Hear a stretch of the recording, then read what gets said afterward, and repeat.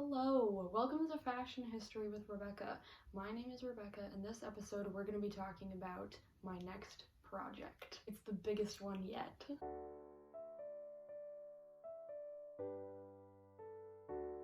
Some of you, most of you, a lot of you probably know that I'm into historical dressmaking.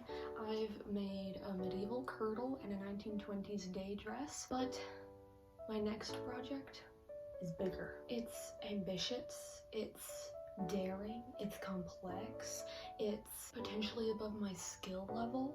Now, I want to explain why I picked the time period I did. I read a very good book recently called The Silver Currant by Kenneth A. Baldwin. It's the sequel to a book I read about a year ago called The Crimson Inkwell. I'm actually friends with the author, although I called him Kenny. He was an instructor at a writing/comedy camp I went to many years in a row. Anyway, I don't have a physical copy of the second book, the one that technically inspired this, but I do have a physical copy of The Crimson Inkwell, so it's just gonna become part of the decor.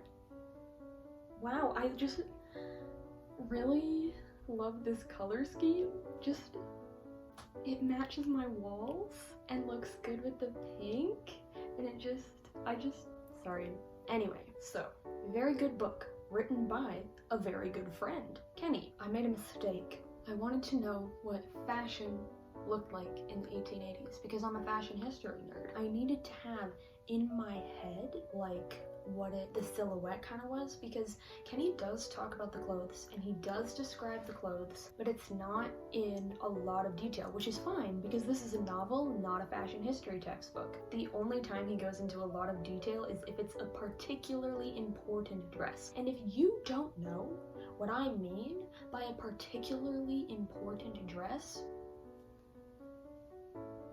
I can't help you. I don't know what to say. Sorry. So I looked at pictures from the time period, and from then on, it was too late. I had to make an 1880s outfit. I decided that I would specifically make an outfit that could be worn by the book's protagonist, Llewellyn Winthrop. I hesitate to call it a character costume because I'm not basing it off of any specific dress that Kenny talks about. I'm just trying to make something that someone like her could wear. I have to admit that part of the reason I picked Llewellyn is because she is not very rich and I'm earning minimum wage, so that means I won't have to spend money on expensive fabric.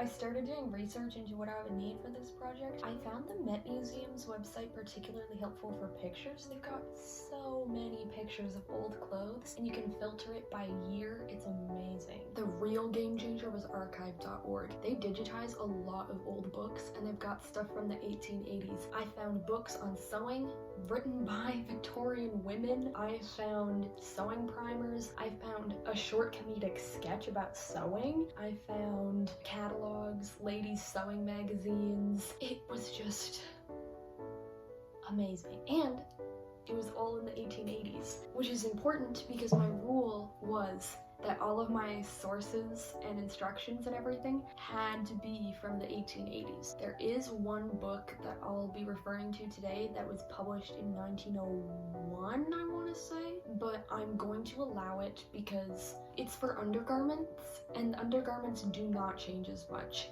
as other kinds of clothing, so I would rather use something from the 1880s, but I'll accept these 1901 instructions on making a chemise. Also, I would like to note that Kenny gave this project his blessing. Not that I need his permission, but it's just nice that he agreed. After a bunch of research, I created a list of all the garments I would need. It's a long one. This is all the stuff I need in the order it's put on. Drawers, a chemise, stockings, garters, shoes, a corset cover, at least one petticoat, an underskirt, an overskirt, a bodice, a hat, probably some handkerchiefs, and gloves. Also, I bought a pocket watch recently that I want to include. That's 15 things that I have to make or buy. How did women not spend their entire time just like getting dressed? This is exhausting and I haven't even like really started yet.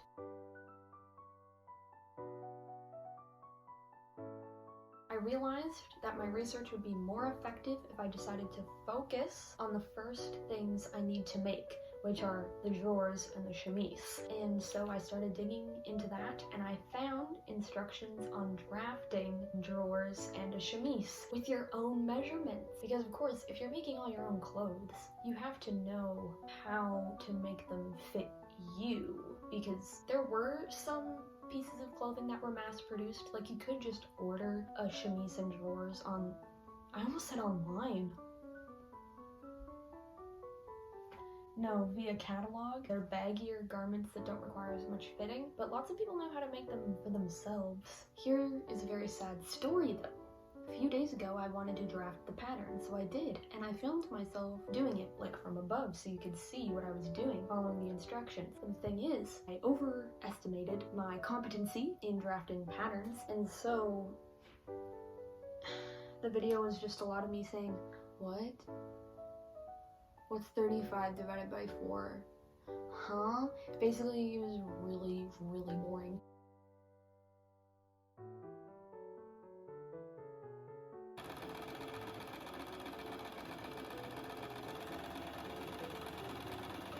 So I sewed each leg of the drawers and then I sewed them together and then I put them on and doesn't fit, it's too tight. So I'm not sure what to do. I think I'm just gonna add honestly like 4 inches around the entire thing and try again.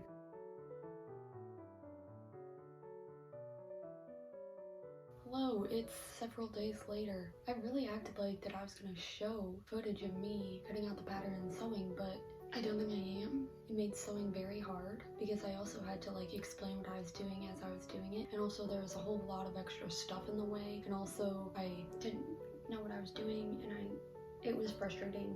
Anyway, I will not show you the sewing I did over the past few days, but I will show you what I made. So first, I made a set of drawers, split crotch drawers. There's a drawstring in here that ties around my waist, and then here's each leg. Why is it split up the crotch? How else are you supposed to relieve yourself if you're wearing all the layers that women did at the time? There's absolutely no way to urinate without removing every single layer, unless your drawers have a split crotch. Now, this usually wasn't a modesty issue because, like I said, you had so many layers on top of that, you wouldn't see anything. I obviously still need to hem and add trim. I just haven't yet because I want it to match the chemise, which I'll show in a second. My mom, when I showed it to her, she was like, are you sure that it's split like all the way? Like it's split from the front all the way to the back? And I said yes, because on the other ones I made that didn't work out, I sewed the back part together here, and yeah, there's no way you could use the bathroom with it like that. So, and then I'm gonna put that there. We have my, oh, it's inside out. We have my chemise, which is an underdress. I'm just gonna flip it right side out. I also haven't hemmed the sleeves or the bottom or the neckline with this. I need to figure out trim as well. I need to press the seams. I ended up needing to do tucks at the front and back. So there's 2 tucks here and 2 tucks here, because when I put it on, it kept falling off my shoulders. But when I have it like this, it doesn't fall off my shoulders quite as bad. This fits very well. I actually did French seams on the chemise, which I don't think I was supposed to do, and also wasn't my plan, but I ended up needing to do it because I accidentally did the tucks on the inside so that they like looked nice from the inside and not the outside. Controversial opinion, even though French seams are more work, I really like them. My next step is to press the seams so that they look nice and crisp from the outside, and then I'm going to add trim. I looked at pictures from catalogs to get a sense of like what trim looked like at the time. Again, link in the description. Yeah, I don't think there's a whole lot else to say. Also, I just, not trying to brag, but I sewed the chemise in one evening, in like a few hours. So I'm like a professional seamstress now or something, because I sewed a sack. Anyway, see you when I see ya.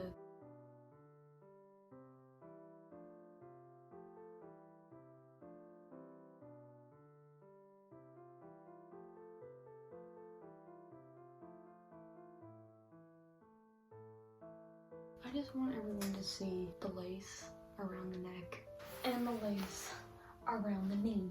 Please excuse my sock. And anyway, I'm like really pleased with how this turned out. I had to do a little bit of hand stitching to get the embroidery thread under there. I can't believe it only took me a few days to do this. I wonder if it'll still be comfortable when it has all the other stuff on top of it. I guess we'll find out. Yes, I am sitting like this just because I want you to appreciate the ruffle. Appreciate it. Next is the corset. I'm probably gonna worry about stockings and shoes while I'm worrying about the corset. I have seen instructions online on how to make your own corset, but I really think what I'm gonna end up doing is buying a corset, because I really think it's the best choice for me.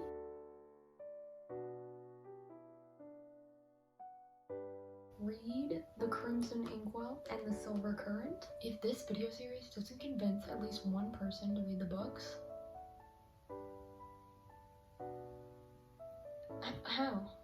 how does this not convince you? I did hand stitching. I guess that's more because I love historical fashion than because I love the book though. It's really a great book. Also, I'd like to address the fact that yes, this is an Eiffel Tower, and it's because I'm obsessed with Eiffel Towers. Read the book. The books. This copy is extra special because it was a gift from Kenny. He gave it to me at the end of camp last year, and he signed it, which is really nice. I think I was like in the middle of leaving the cast party when he gave it to me. I was kind of in a rush. I don't know if I properly thanked him for giving it to me, but thank you. Also, Kenny, I'm really sorry, but the woman on the cover is not wearing an 1880s outfit. Where's the bustle? Like I said, next episode, corset discussions. I'm not actually going to be making a corset, but it will be a corset discussion, and also maybe a discussion of shoes and stockings. I need to start doing research for that. I've done research for the corset, but not for the shoes and stockings.